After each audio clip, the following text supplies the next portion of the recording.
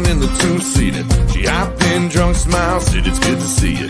What you thinking about skipping downtown tonight? Race the coupe back home, grab the four-wheel drive, kicking Church Rock Road up to a tree line. Stop and look at her and say, ready? Better hold on tight. Let me show you my countryside through these old headlights. We can take this road as far as you want to go. I'll show you how a country mile can take us all night. Feeling high in the pulls the tail up an old dirt road. I ain't gonna run no hide. We can let the fire burn wild. That's just my countryside. We post up on the bank, drop a tailgate, windows down in the cab, bumping George Strait. We paid a couple lines and we flow them on out. Red Bible ripple bouncing on a cool night. Fire dancing, making shadows in the moonlight. She leans in close in the bed of my truck. Now still, let me show you my countryside through these old headlights. We can take this road as far as you want to go. I'll show you how a country mile can take us all night. Feeling high in the bulls and tail up an old dirt road. I ain't gonna run no hide. We can let the fire burn wild. That's just my countryside.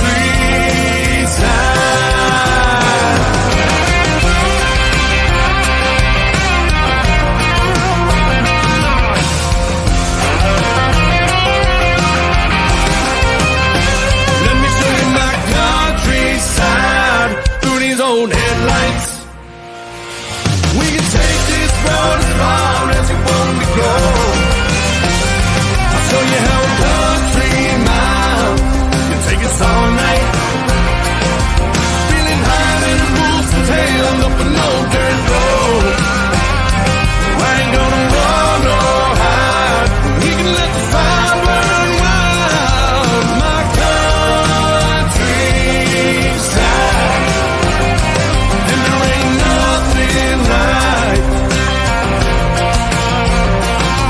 my countryside.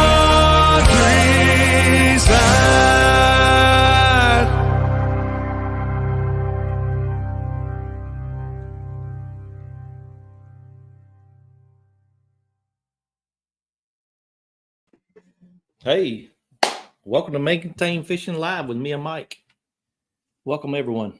What's up? You got Mike? it right this time. You didn't stutter with the name. You're getting Hey, better. I'm knocking it off. Maybe them 6 Coors Lights I had, but after I came home from work was good. Dude, it's funny because now that I've started my own podcast too, I'm gonna have to like switch back and forth names too, so it's gonna be funny. We just want to remind everybody, whoever's using the Facebook side, go to allow Facebook at StreamYard.com/Facebook to allow your picture and your comments to show up. Your comments will show up, but your picture won't, so we don't know who we're talking to. So just make sure we got a new stream going over on Twitch, Mike. So we've got we're streaming on Twitch now too. Yeah, huh? we're streaming on Twitch as well. Hitting the fancy side. I'm actually just starting. I completely honestly forgot to put my stream on here, so we're getting mine live here too. Yeah. So we're casting over on Facebook, YouTube, and Twitch. Man. And so tonight's show is actually going to be forward-facing sonar. The topic that has consumed America lately, dude. Yes, and has gone in the Bass Pro world as: are we going to ban it or are we going to allow it? So, if y'all got any questions or comments about the forward-facing sonar ups and downs and things like that, just post it in the comments and we'll get to them tonight. So I expect some sort of fist fight at some point. I expect some rowdiness, and for those of you who aren't familiar, just so if you're not familiar with how the technology works, I'm going to give you a quick rundown because I did some Googling. So basically, you think of your regular fishing sonar, right? That sends a signal, and when it returns off the bottom and comes back up, the transducer translates that and tells you what the signal bounced off of. I'm going to give this a super layman version. The way forward-facing sonar works is it's actually doing a different frequency, and it's doing it so fast that it's an almost real-time image, and it's going, as the name implies, forward. So what it does is it gives you a real-time view of what's going on in front of your boat. So basically, you can literally see your bait fall. You can see the fish swimming. You can see whatever's in the water actually moving, unlike traditional sonar, where it is a kind of a delayed view. It's a little bit, most people put their transducers in the back of their boat. So by the time you see the image, you've already gone over whatever it's displaying. So that's just to give you guys an understanding, just in case you don't understand or not familiar with the tech. Yeah. So one of the questions I was watching a lot of the bigger YouTubers doing all this and all the podcasts and video casts, whatever you want to call them, doing all this is when you're watching the elites or MLF, you're constantly watching the backside of a fisherman look down at a video screen. I think what they should do is they should get their sponsors tattooed on the back of their neck. You can see them in the whole game. Yeah, you might as well just get them tattooed on the back of you, wear shorts and put them across the back of your shorts and everything. Yeah. But, back in the day when I was growing up and watching Bassmasters on television before ESPN came out and all that was, they had these camera boats and they would get in front of the fishermen and you would see this fishermen actually fishing and catching fish. But now all you see is, they're in the back of the boat looking at the backside of the fishermen. Don't ever see hardly no faces. Now, to be fair, one thing that I did hear brought up in a video I watched in a live stream is there was a little bit of staring at a screen back when down imaging and side scan came to be a thing, but there also wasn't live streaming at the time. So you weren't watching professional anglers watching the screen. They were only really cutting the video. So when you were watching it, it wasn't live. There was a boat following guys around, and when they caught a fish, they cut to the part where the guy hooked the fish. Yeah. And then he held it up for the camera boat, and then they cut to the next guy. So you didn't see a lot of it. But I will say, I don't watch a lot of professional bass fishing, but I will tell you, I caught a couple MLF events this year, or Bass Pro Tour, or whatever the name is now. And I'm sure I'm going to piss off everybody that I named this wrong, but I watched, it was I think it was a St. Lawrence event where it was like, dude, you literally the entire day, the guy is just like, I honestly, I can't, as a consumer of the media, I can't get excited about it. It just doesn't to me, it's not entertaining. And the good point that Mr. Alex Rudd and some of the stuff that came up in a live stream last night that I watched is you got to think about the fact that bass is a business. That's right. So they need people to enjoy watching the elites. They need people to enjoy watching the opens. So if you're bored and you click off of that video and they're not getting their ratings, they're not going to get their sponsors. No. They're not going to be able to make their money. And talking about sponsors, all these guys are sponsored by Humminbird, Lowrance, Garmin. You see 2 12 inches at the console. You go up to the trolling motor and you see another three 12-inch screens up there. And I'm surprised. I'm surprised I haven't seen somebody with like a 32-inch flat screen up there at this point. Like, oh yeah, sir. Or insane. It's crazy that they're driving this boat at 72 miles an hour across some water. Yep. These big lakes, got 2 big screens in front of you, and they're running strictly by I call it dark out mode. Yep. You know, because they're running by the channel markers on the.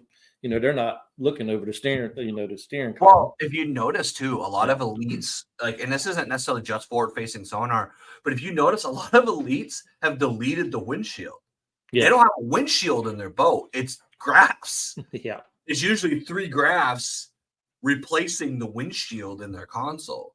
That's right. And they're not like, we're not talking 5-inch monitors. You're talking 17-inch monitors. Like, these things are like computer monitors in front of them. Like, yeah, it's almost like a sim rad for a deep sea vessel.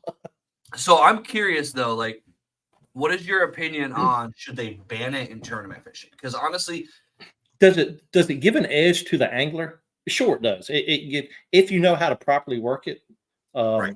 And somebody Bear Fishing just said it it said John B released a video and you can actually see the jerk bait, see the fish come up and get the bait. Yep. I fished with it on my uncle's boat before, this past year, up on Clark's Hill. Yep. And we were marking fish, and you could actually see the fish, the school of fish. We're dropping drop shots down to them, and you were just looking at them, and you could see the fish where the bait was swiggling at. You could see the fish come up and nudge the bait and go back down. Well, Gambler makes a what do they call it? Hover rig bait. So they're starting to make, the bait manufacturers are starting to make plastics that react to the sonar better, so you can see them better. Like, it's already influenced the bait industry where they're making jerk baits, they're making certain types of suspending baits from a different polymer of plastic that reacts to the ping so that it actually glows brighter on. Right. Yep. So, and the thing that the advantage, and here's my opinion of it from the level of me being just a low-end kayak angler. I'm in a local grassroots kayak trail. I fish against guys with live scope. The top 5 guys in my tournament trail have live scope. I've beaten the top 5 guys in my tournament trail on their home lakes, on a lake I've never fished before, while they're using live scope. So does it make you an elite, unbeatable fisherman because you have that technology in your boat? No, not really. But what it does do is, on a day where those fish are suspended, you're going to find those fish faster than I am because I can barely read 2D, let alone forward facing. So if you're good with that forward facing, you're probably going to be able to find those schools of fish. You're going to be able to find even bait quicker than I am. So in my opinion, and the reason why I wanted to put my opinion out is, personally, if you have a personal boat that you're fun fishing in, buy what you can afford and use what you can afford. Right. I could care less whether you use it or not. I don't think there's a moral reason not to use it. I don't think there's an ethical reason not to use it, because they said the same thing about side scan. They said the same thing about down imaging. Yep. At the end of the day, we're tinkerers by nature. If you're a fisherman, you've made a rig that makes absolutely no sense to any other person, and you've tried it because you want to do something that's a little bit different than somebody else. We're always trying to find that next evolution. But what I think is that at low-level tournaments, it should be considered to be banned only because somebody that wants to just get into tournament fishing, somebody who may be excited about the sport, can't afford it. Right. So that person, by default, is at a disadvantage against the guy who's willing to spend or can spend that much money. So like at the pro level, not even talking grassroots trails, like the opens, for example, right? They basically made it so you have to win the entire season in the opens to qualify for the elites. Yep. Right? These are the guys that we're going to be watching in the elites in the future. These are the next generation. It's the next man up. As a fun fisherman and YouTube content creator, The one thing that the professionals benefit me of is Berkeley or Pier Fishing and Guggen and Strike King. Guess what? They're spending R&D dollars because they make enough money because pro fishing exists so that they can make baits that I'm going to eventually use. Right. If they're not making their money, they're going to stop making their baits. I'm going to stop getting, inexpensive baits. It'll be harder to get new innovation. And that all comes down to those guys at that level. If they all aren't sponsored by Lowrance, they're not sponsored by Humminbird, they're already spending hundreds of thousands of dollars a year to travel their boats around the country and do these tournaments and pay the entry fees to do the opens. So the guy with a deeper wallet is going to be able to run something like forward-facing sonar, whereas the guy that can't afford it might be the next Gerald Swindle. He might be the next Jacob Wheeler, but you'll never know because he couldn't use the advantages because he didn't have a sponsor. Yeah, that's, Elites, let them have it because as far as I'm concerned, none of them are paying for it. Yeah. There ain't no way anybody in the elites is paying for their electronics. No, it's all sponsorship, and you see these guys pick up these boats from all these marinas that do nothing but bass boats, and they do a walkthrough of their boat, and then you're like, holy cow, that boat costs $200,000. A regular Joe Blow everyday worker can't afford a $2,000 boat. That's a house payment. Dude, some of these boats. And going back to kayak fishing, if I was fishing for money, like on the national level of kayak, like Hobie BOS, you're getting all these people up here like Christine Fisher, Drew Gregory, all these guys, all these women and men fishing these higher level kayak tournaments, they're sponsored. The kayak company, by the electronics company, battery company, or these local people that have kayak shops and put all these kayaks together. They're sponsoring these higher end fishermen that are fishing these national levels because it's more exposure for their shop. Yep. And like me, I work a job for a living. And how can I adjust my income to go pay $6,000 for a unit to put on a kayak when I'm not fishing for $20,000 or $30,000? See, that's the thing, and that's the thing that honestly baffles me is so, like, for example, my tournament Saturday, right? $50 buy-in, 14 anglers. Okay, so we placed 3. $500, $400 for first place. Like, it's 2 hours away. I'm spending $50 in gas to get there, right? $50 to enter the tournament, right? So I'm not even going to make, like, literally my net tournament income this year is about -$400 between entry fees and gas. And I'm using a kayak. I'm not even using a bass boat that burns $5 a minute worth of gas going from one side of the lake to the other. I'm not using a 250 show. I'm using my legs. So these guys that are trying to compete, dude, they already have so much money invested. And that's the thing is, the forward-facing sonar stuff isn't going to go down in price for a long time either because it's so new. So it's going to be something that's not going to be mainstream for a long time. And in my opinion, like I said, the way I always looked at it was let the guys in the opens limit it. Like, honestly, I saw a comment earlier, and that actually makes sense. Limit the screens. Yeah, I had it marked right up here.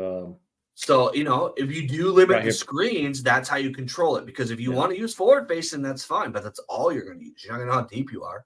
You're not going to know what your water temp is, and you're going to be able to control it a little bit. The problem you're going to have is these guys that fish the opens, some of those guys are fishing MLF, the opens, the local, they used to be Redmans. I don't even know what they are. Like the local, old boy trails, the green grass ridge trails. There's all those like OG trails that they fish their local Wednesday nighter, It's not like, how do you enforce you're not using it?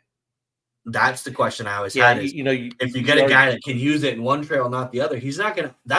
Those are precision mounted units. You can't just take it off your boat. no, you could take the screen off your boat, yeah, Yeah, but that's about you it. So can't take that transducer off your boat because they require like precision calibration, and especially some of these guys have them on like special arms and stuff like that. So it's like limiting the screen. Okay, that makes sense. Make them take off. You know, they can only have one screen. They still technically could have the live scope hooked to that screen, but yeah. So somebody says, Romance Got Myth. They said they feel it's a true win. That it's a true win using technology. I think it's going to ruin fishing and should only be in the hands of. I don't know what DEC means for them. so that is DEC is an acronym for basically conservation. So like your Fish and Wildlife Department. Gotcha. Okay. Basically. So it's they're probably from the Northeast because that's what we call it up here. The DEC. Yeah, it's Department of Environmental Conservation. It's basically they handle like hunting and fishing. Gotcha. Okay. Yeah, we just call them game wardens down here. It's it's just another term. So the thing that what I would like to see, because I'm ignorant to, I honestly up until last year fished with the Garmin Striker 4. Like that's my technology, my guy. Like that's what I got. You know, and it's not even the like, what is it, the Vivid or whatever with the pretty colors. It's literally the OG 2D sonar. That's what I had. Right. I bought a bass boat that had a Humminbird Helix on it, but it doesn't even have GPS and it doesn't have side imaging. So it's a stock DI. You know, I'm just barely learning. You know, like I was joking with Bear Fishing, who was in the chat. I was joking with him earlier. I was like, this is my knowledge of fish finder. See that dot? That's a dot. I don't know what the fuck it is. Yeah, that's like I've got a guy that fishes in the club with us. You know, I was trying to kind of teach him about how to read side imaging versus down imaging versus traditional sonar, 2D versus down imaging, side imaging. He was like, "Man, this is confusing." Dude, if I see a dot, you know, I think it's a fish, but what kind of fish is it? You know, well, the thing is, dude, I grew up it has to be an arch because that's what 2D was. There was no dot. It needed to be an arch. That's right. And an arch meant fish. So and the bigger the arch, the bigger the fish. And that's what it meant. Yeah. And that's what I learned. You know, and growing up, I was a salmon trout fishing. You know, that's what my dad did. We trolled for salmon and trout in deep water. So we're looking for big balls of color. For bait with a hole in the middle, which meant that fish were in it eating the bait, and you looked for arches. When you get into down imaging, to be honest, when I watch guys like Tactical Basset and they're like, yeah, see there's a bass on the side imaging. I'm like, what? Like I have an idea and I can kind of tell what a bass looks like on down imaging, but the point I'm trying to make is like I'm ignorant and I work in tech support. So it's not like I'm a like non-technical person. I literally am staring at 4 monitors on a gaming rig that cost me $2,000 to build myself. Like I know technology is just for me personally, how I like to fish is flipping wood. I like punching mats. I like frog fishing in the mats. I want to be up in it. That's what I want to do. And forward-facing sonar and even down imaging gives me zero advantage in that environment because it really does not shine through grass at all. Yeah, really down imaging was made for offshore fishing. It is. It's for fishing deeper points, water. Ledges. The funny part is everybody acts like this is a new technology. It's been out for a long time. Oh, yeah. It's just trout and salmon fishermen and offshore guys were using it to locate bait balls and things like that so they can go troll through that. This is something that's been out for a while. It's just not been used. Crappie guys really started bringing it into the bass world. Right. That's right. I was fixing to say that. It was actually started as a crappie fishing type deal. And then I guess certain bass fishermen got into these electronic companies and said, look, why don't we start putting that on bass boats and let us start using it on bass boats. Because for crappie, it makes sense, dude. It really does because they school up. It's hard to find them. They move around. They're not an easy. They're actually, honestly, in my opinion, harder to catch than bass. It's just when you find them, you're gonna pull 40 of them, but you gotta find them. So that's where that technology helped those guys. But with the bass fishing, it's become it's funny because it's really become a smallmouth technology too. If you really think about it, you're not forward facing a largemouth because largemouth don't school like that and they don't live in those environments. They will, and you can find them offshore. And I know somebody's going to correct me and say, well, forward facing won the event in Florida. I get it. But it's not a grass technology. It actually is a detriment in the grass. And I actually find when I compete against guys with it on grass lakes, I beat those guys because the one thing I will say, guys that get hooked on it, it's like the guy that always throws a spinnerbait or the guy that always throws a jig. When the conditions don't warrant it, they can't do anything else because that's where their confidence lies. So those guys that use that forward-facing sonar when there's 8 feet of water and 6 feet of grass, they're still trying to use it and they can't. It's not going to be viable for them. Right. But at the same time, personally, I've never used it. So I can't speak to its power. And it's funny because I sound negative and positive, but like it's if Lawrence called me tomorrow and said, hey, look, we're going to send you 2 units. We're going to send you the arm. We're going to send you the transducer, and we would like you to use it in your kayak. Am I going to put it on my kayak? Yeah, I am. But that's because it's not banned. If my tournament organization came down and said, look, we're not going to allow it, I'd be like, no problem. Yeah. I'm kind of on both ends of it because I think that I know we've had people, just to put it in perspective, we had people quit my trail this year because guys were using forward-facing sonar. I feel like they couldn't beat them. Oh, wow.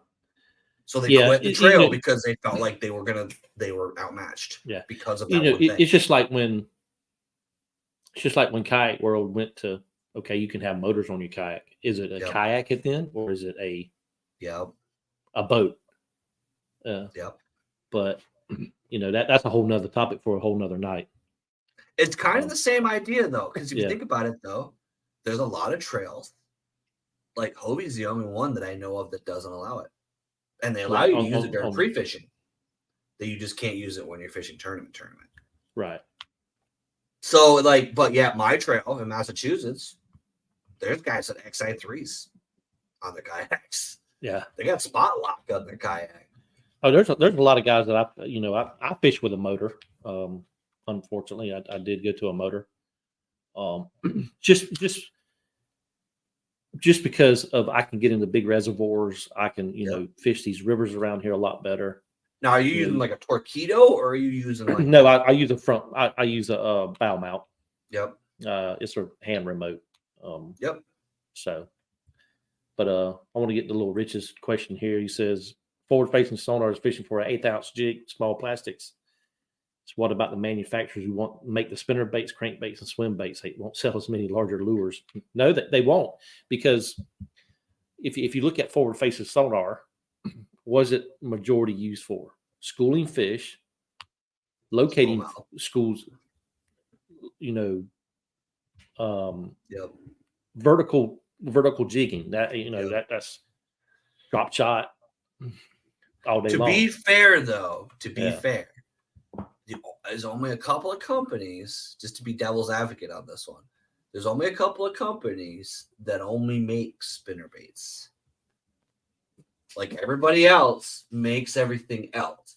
So they're just going to have to come out with a line of drop shot baits or a line of, and honestly, crankbaits, I think you're going to find that there's going to be a new smaller, it's going to be smaller than a 1.5 deep diving. I think you're going to see deep diving crankbaits get smaller because they're going to want to use those to get them out there. Like, because you think about it, if you set that forward facing to 60 feet and there's a school of fish, you cast 80 feet and drag that deep diver through that school, it's going to be an effective technique. So you're going to get some of that. You could do the same thing with a spinner bait.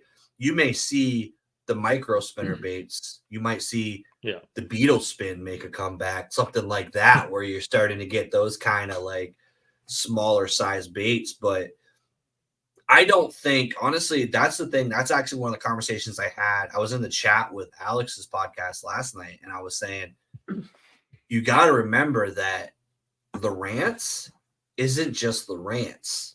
Lowrance is owned by another company that's owned by another company that makes baits, that makes rods, that makes plastics. There's only like 5 or 6 actual companies. If you guys want to go down a rabbit hole, Google Pure Fishing and see what they make. Well, look at, I think VMC, is it Rapala, Storm? All of them follow the same. It's like one big company with umbrellas off of it. Yep. Yeah. Look up who Pure Fishing owns. Look up who Johnson Marine owns. Yeah. Like, there's a reason why your Minn Kota sinks to your Hummingbird. It's not because they're friends. It's because they're owned by the same company. And all these companies that are in cahoots with each other, they all have the same parent. Lowrance Ghost, isn't the Ghost trolling motor made by Lowrance now? So, dude, I'm not gonna lie, that's another one. If they want to send Lowrance, if you want to send me a Ghost, I'm looking to upgrade my trolling motor. That thing is freaking cool. But that's the other thing is you're gonna start seeing. I think you're gonna get forward-facing sonar heads and trolling motors.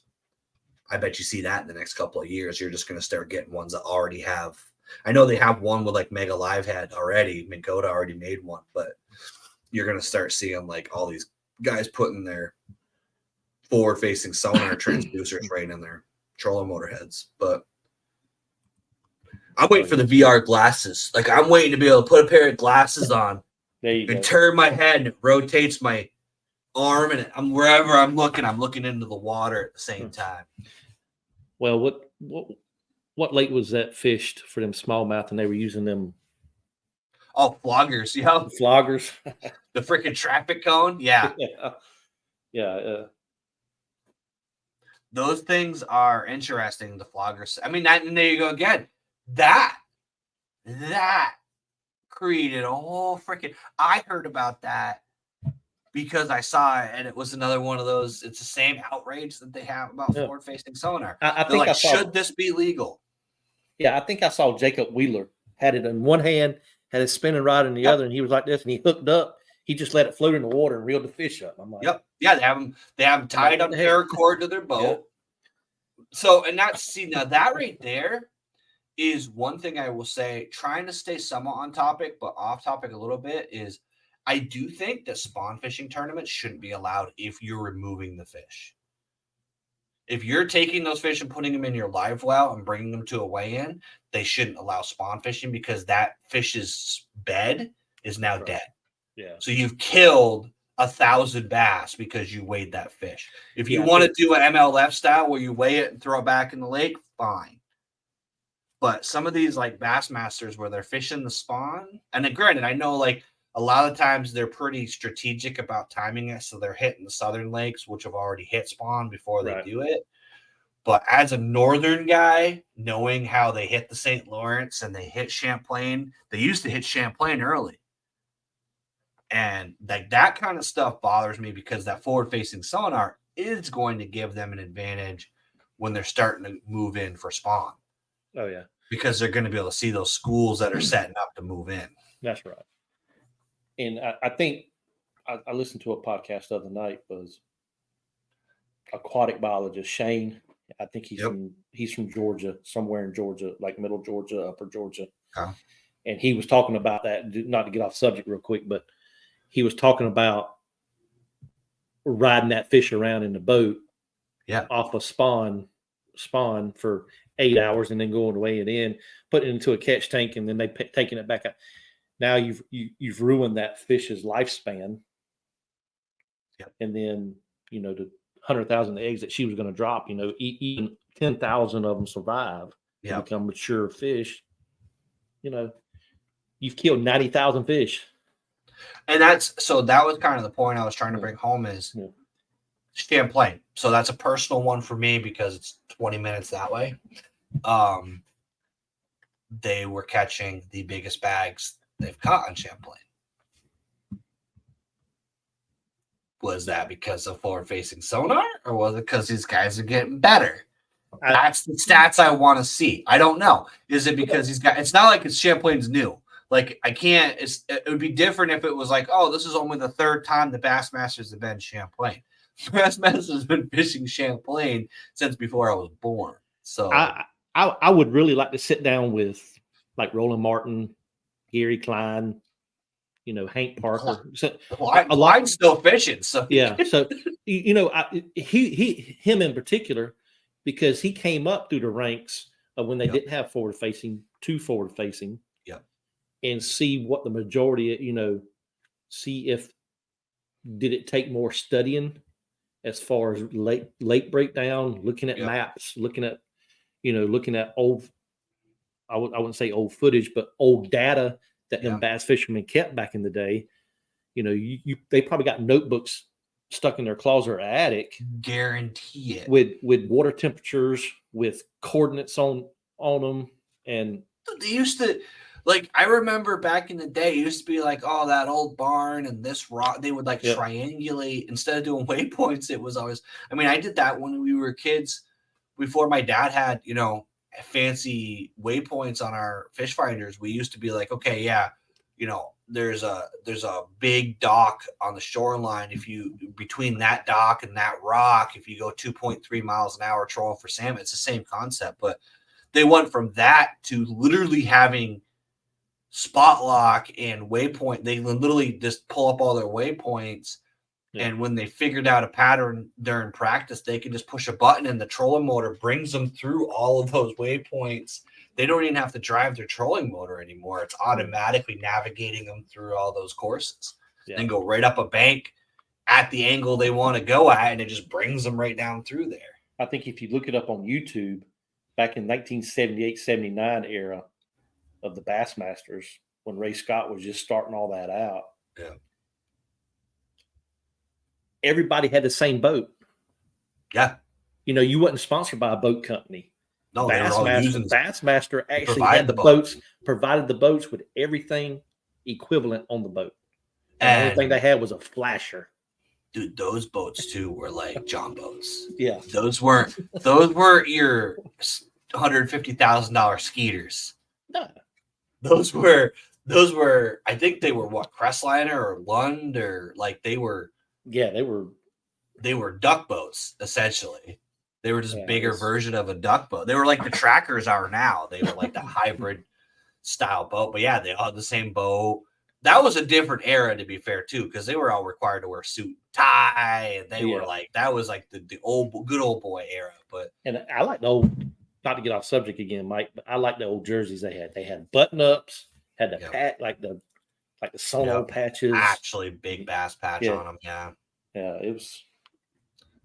It's what's crazy about it is the technology. You knew it was going to increase. Like you knew it's going to get that point, but like I said, it's funny. That's what makes this topic so polarizing. Yeah, is you get guys that are like, "Oh, it's going to ruin my fishery." Well, I can tell you, watching a podcast last night and actually having talked to a few people, and I would love to. And if you guys know of or are familiar with or have contact information for a biologist, send them my way, because I really want to get a biologist on a live stream and be able to quiz them a little bit. Alex had Gene Gilliland on last night, which is Bass's biologist. This dude is a trained biologist, and he's the one that does it for bass. And just to give you perspective, he's got forward-facing sonar on his boat. But they have yet to really determine if it's going to have an effect on the fish in general. Now, in my personal opinion, as a kayak angler and seeing how CPR works, I kind of am a little anti-live well, I will admit. I kind of wish they would go to an MLF where they measure it and throw it back, even if they want to keep it a 5-fish limit, measure it with a Marshall and throw it back in the lake. And then that's going to help with the fish mortality concerns that a lot of people are like, The one that bugs me the most, and this is the conversation that I've heard a lot and I'm seeing in a lot of comments, and I'm going to say right now, and I'm going to take a personal stance, and do not take a shot at Daniel, take a shot at me because I'm the one that's saying it. It's not like it's not like spotlighting deer. It's not the same thing. No. People are like, oh, using forward facing is like spotlighting a deer. No, because a deer is literally paralyzed. When you shoot them in the eyes, their brain shuts down, they cannot move, and they get completely locked in place. Yeah. The fish can run from that sonar. And I can tell you right now, people don't believe it, and I still have yet to get people to really agree with me. But I can tell you, I've been fishing in my kayak and turned off my fish finder and started catching fish and turned it on and stopped catching fish. They can hear it. They can feel it on their lateral line. They can feel that ping. They can run from it. They have the ability to get away from forward-facing sonar, and they're already starting to learn it because I've talked to people that have it that say they have to point it and point it and point it because if they keep that head pointed on those fish, they'll scatter. Yeah. So it's not like spotting deer. Like I hate that they make that comparison because you're first of all when you catch a fish with forward-facing sonar, you have the ability to put that fish back. When you spotlight a deer, you're not spotlighting a deer for fun. No. You're poaching that animal and killing that animal. So people that make that comparison, that bugs me. Is it an unfair advantage? Does it ruin fishing?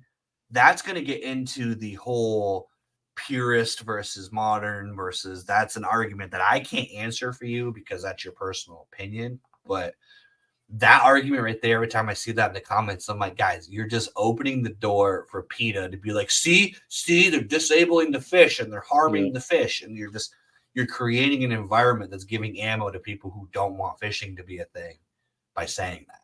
Yeah. Yeah. Talking about the lateral lines on a bass is, every type of, I don't care what type of sonar you use, it puts off a ping. That's the way you receive back the signal on that. Yeah. On that graph.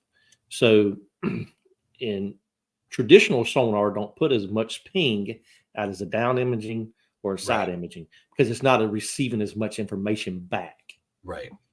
Now forward facing sonar, if it was quiet outside, and I could vouch for this because I've heard it on the boat before. Flex. Yep. Yeah, it you can actually turn that thing on sitting there, just pull your trolling motor up, turn the forward-facing sonar on, and you can hear it go tick, tick, tick, tick, tick, tick, tick. Yeah, just like a steady tick. Yep. And once you get in the water column, that thing amplifies 10 times. Yeah. If you don't believe it, go underwater and just snap your fingers. Yeah. Put your head underwater, do that. It's loud. Matter of fact, you want to hear something crazy, go underwater and pull a jackhammer by you. You'll go deaf. And that's what the forward-facing sonar is. So it's shooting so many times a second that those fish have to hear that. So, like, they're going to evolve to learn to – now, granted, a fish is not intelligent. We give fish way too much credit for being, like, an intelligent species. But at the end of the day, because they're so unintelligent, it becomes an instinct. When they hear a trolling motor, they know to avoid it. When they hear you stomping around on the deck of your boat, Grandpa used to yell at you because you were being loud and talking when you were fishing, be quiet. They can feel that vibration in the water. They don't necessarily have enough intelligence to go, that is a human and that's going to be a problem for me. It is that noise. The last time I heard that noise, I got a hook in my mouth and I was pulled to the surface. So that's a danger. I need to flee. That's their instinct. So like they're going to, no different than when the Whopper Plopper came out. No different than when the chatterbait came out. The Ned rig started becoming popular. When the Ned rig first came out, they were talking about people catching 70 fish in a trip. Now it's just part of your regular arsenal. And the fish are like, I'm not going to bite that because the last time I bit that, I got hooked. Like they're learning. They just haven't Yeah. adapted to it yet. I don't think it's really going to change fun fishing and conservation. I do think that from a tournament standpoint and a competitive nature, the NFL doesn't let someone take steroids because it gives them a performance enhancement. Right. They don't let players use, there's literally regulations on the equipment they're allowed to use. I guarantee you there's a lighter pad, there's a lighter shoe that they could use, but they're not allowed. Like, there's always a competitive edge and there's always something that's going to be better. But you have to create some sort of even playing field at some point. Yeah.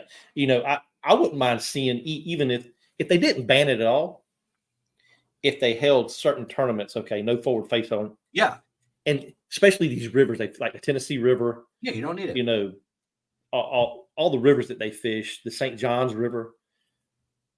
I really like to see them two. I like to really see them two events do away with forward facing sonar and actually see how the pros fish the river without that type of advantage. Oh, absolutely. And the thing is it's funny because, like I said, it's one of those, like, we don't have enough data. There's no way to know what the effect's going to be. But at the end of the day, whether they ban it or not is not going to come down to whether I don't like it or you don't like it. Oh, yeah, it's not going to come down to whether the professionals like it or not. It's going to come down to, can BASS monetize it and make money from it? Heck yeah. Or are they going to lose enough viewership that they're going to lose enough ratings that they're going to have to ban it because they need to continue to keep their ratings up? Because let's be honest, bass fishing and golf, there's a few sports out there that they're not getting NFL numbers. No. They're not even getting NASCAR numbers. They're getting limited viewership. And not to toot my own horn, but honestly, the advertising dollars are coming this way. They're coming towards YouTube. They're coming towards content creators. They're not going into live shows. So, you know, if honestly what's going to happen, and I honestly don't think they're going to ban it, and this is why. Because they're going to go, we're considering banning it, right? And Minn Kota and Lowrance are going to call Garmin. They're going to call Bass, and they're going to say, hey, here's 200 grand. Don't ban it. That's right. Or here's 250 grand. Don't ban it. They're not going to, because they're making too much money on it too. So they're going to go, hey, look, you know what? That St. Lawrence event, how about you make it the Lowrance Open? Mm-hmm. We'll give you $1 million. It's a business, guys. It's going to be something that, but like I said, I'm playing devil's advocate. Do I think that it should be in the opens? No. Let the elites have it. Brand the crap out of it through the elites. Let the opens limit the screens. I love that idea because if you limit the screens and that guy doesn't have to unmount his transducer, he's going to have to make a decision. At that point, he's going to, even if you don't ban forward-facing sonar per se, he's going to make that decision. Do I want to see water temp and what the bottom contour is, or do I want to see what's in front of me? Make him do that, because the ridiculousness of the screens, I will say, looks crazy. Like, it is insane watching these guys with 4 17-inch monitors on their on their deck and then 2 at the console. Like, yeah, it's, you know, and even in the kayak world, you know, you know, if you look at some of these guys that fish these national trails, and I like Gene, the Fluke Master. He's a Georgia guy. Awesome. I like watching his content. He's a good fisherman. I've learned a lot from Fluke Master. And he runs forward facing sonar and 2 screens. Well, he's got like a setup, dude.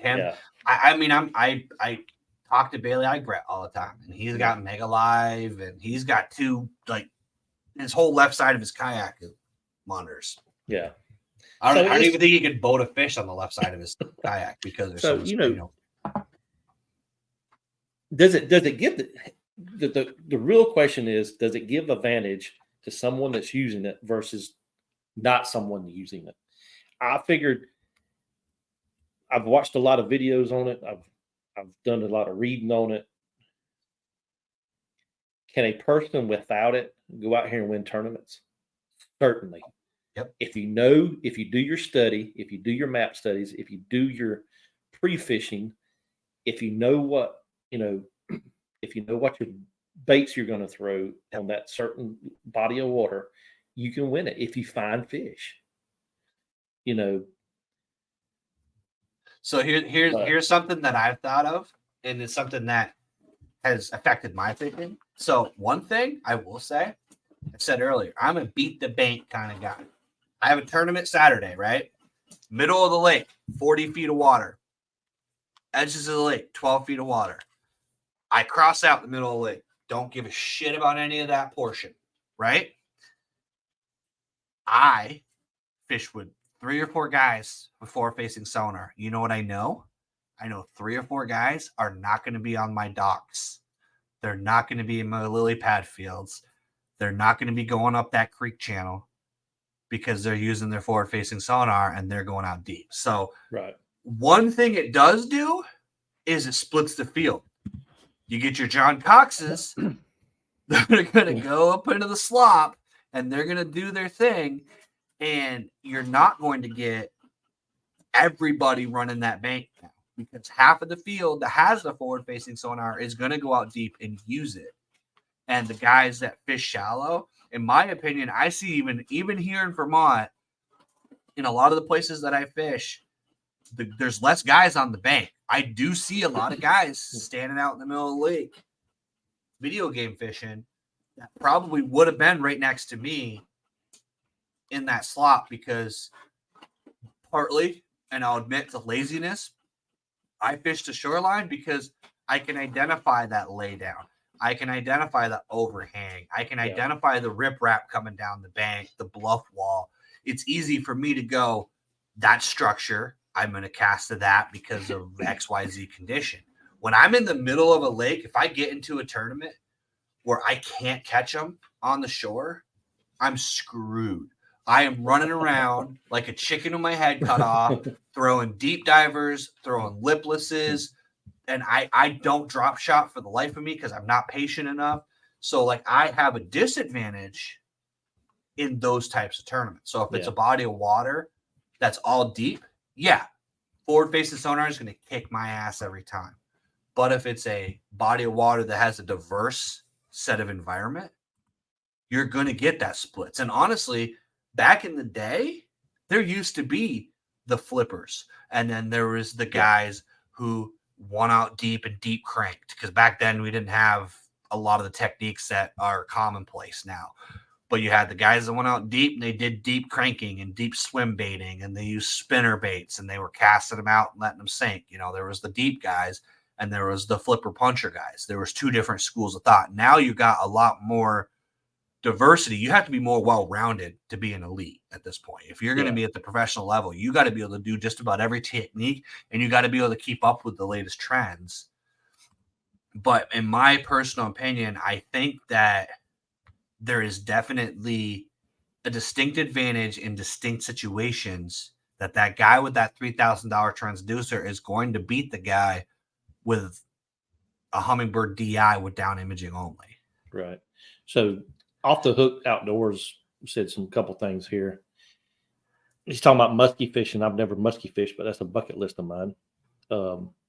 He says not fishing dead water. That's exactly right. That's what a lot of the forward facing guys do on the elites and the Bassmasters and MLF is they're running this water.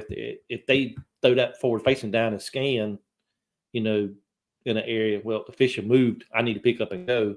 And that's because they're fishing for top dollar and top spots. And when you're fishing for $100,000, you got to do that. I heard a lot of muskie trails are actually banning forward-facing sonar, which is funny. But dude, muskie is, and that's the thing too, is that's the other thing that's funny is like with muskie are aggressive. So if you find them, you can usually get them. But and that's the thing. I will never be up here. My whole premise of my channel is not to tell you what to think. That's not. I started my channel.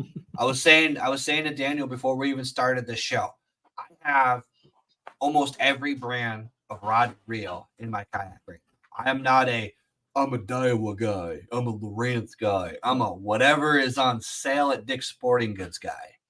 Yeah. I'm a whatever I can get 50% off on a bargain bin guy. One of my favorite baits that I literally live or die by was a bait I found in a clearance bin and then ended up buying because I had so much success with it. But the fact is, because I do work a 40-hour-a-week job, because I have a career and a family to support, I can't afford a $3,000 transducer and a $2,000 head unit, plus the 40 amp hour, like at least lithium battery to support it all, plus the other, stuff for my GoPros and stuff like that. Like I would need a whole nother battery to run all that stuff just so that I could see fish that are suspended. Like it's what you want to do, but I do think that there is guys that once they learn it, they're going to, it's like anything else. It's like the guy who is a jig fisherman. That guy is going to beat me in an event where the jig is what the bait they want. But the thing about forward-facing sonar is forward-facing sonar turns into a drop shot or any bait. You know where they are. So there's 10 different baits now I can throw because I found them. Right. And the dead water thing is a very good point. Like, that's why I don't like offshore fishing. Have I caught fish offshore? Do I do it? Yeah, I'm a tournament angler. If I have to, if I fish all the docks and then I'm like, I got no choice, I'm going to go do it. The one thing I will say is in that event, I'm going to lose to a forward-facing sonar guy because he can spend the first 2 hours just panning that thing around. And he's got a good idea where those fish are and he can follow them. Because that, with it being live, you can see, oh, they went over here. I don't know where they went. If I catch a fish, I spook that school. They could have gone left, right, center. I don't know. With that forward-facing sonar, I'm watching them. I watch them depart to the right, turn that. Okay, I got to go over here. Yeah, it's there's a lot to think about, Mike, and for the whole fishing industry. Like you said, if Lou's contacted me tomorrow and said, "Look, we're going to pay you to be on our pro staff, and we're going to send you 10 rods and 10 reels to use," certainly. But for me to go out and buy nothing but Lou's or Favorite or Okuma or Daiwa or whatever, no. I'm not going to go spend. I'm a working man, so my budget is the budget is the budget level, and that'd be another good topic for a podcast is budget fishing. Absolutely. For people who are just now starting out, or I would call them the avid fisher. That absolutely. That can't afford to go to Bass Pro and spend $350 on a rod and reel. I'll tell you guys right now, the reason I started my channel is because I got into bass fishing. Like I said, I grew up trout salmon fishing. I did trolling.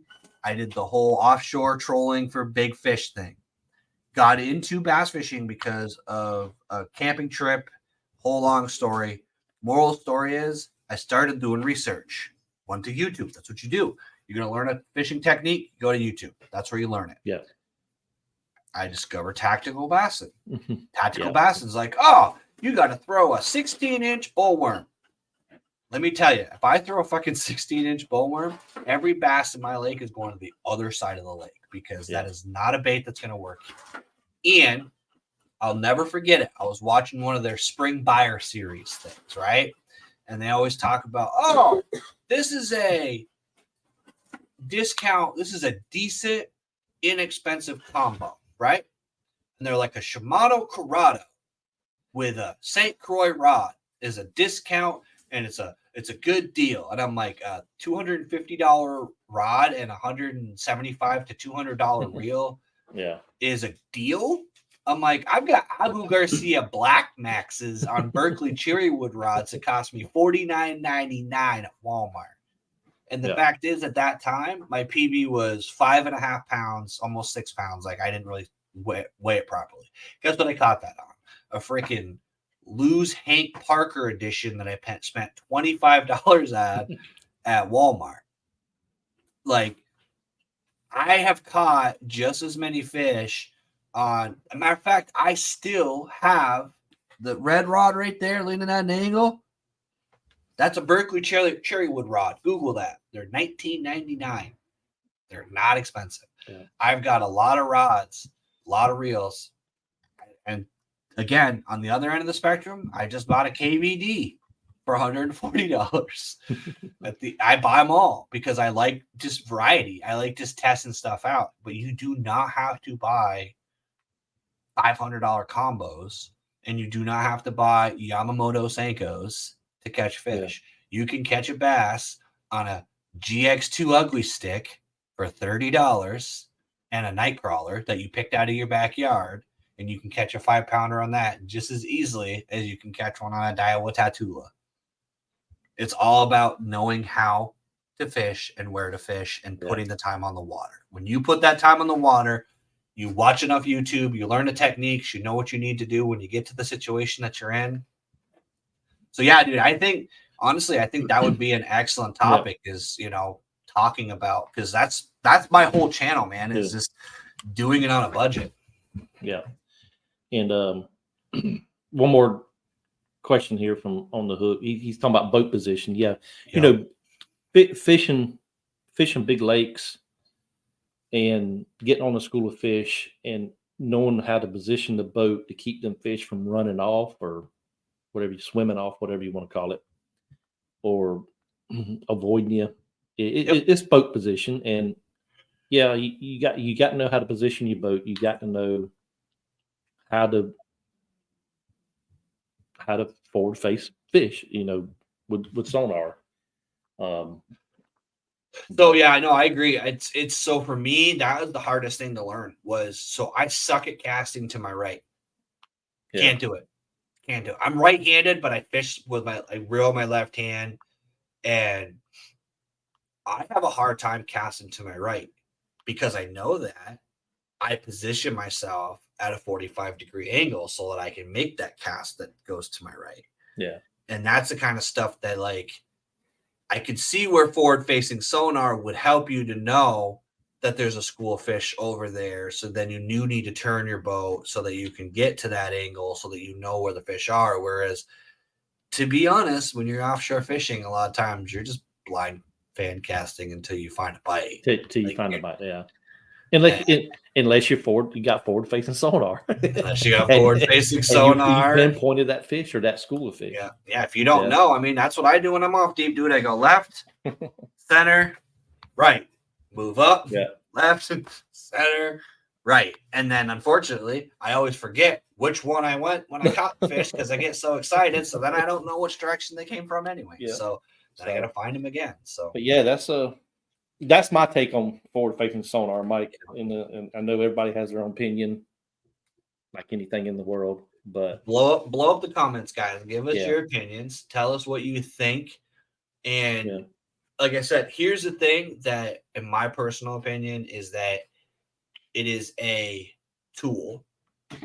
But when you're talking about $1 million prize, when you're talking about getting into a life-changing group like the elites, because for some of these guys that come up through the opens, they've mortgaged their house, they live on the road, they've sold their soul to the fishing gods for the prayer of getting into a tournament. Maybe they shouldn't have another obstacle thrown in their way, because maybe that is the best. Maybe the next KVD won't be the next KVD because he can't afford a $3,000 transducer because his truck needs a new engine so that he can get to the next event. And once they get to the elite level and they're getting that stuff for free, who cares? Don't care, because they're all going to have it. And to be honest, they all have it. And if they don't have it, it's because they don't want it. Yeah. That's my opinion. If it's a tournament level, then if it's something that you're going to get into a high-end tournament level, like it's entry level, limit the screens. And if it's at the elite level, let them have them. Yep. So there you have it, folks. Another May Contain Fishing Live podcast with myself and Mike. And just if you have a comment, just leave it.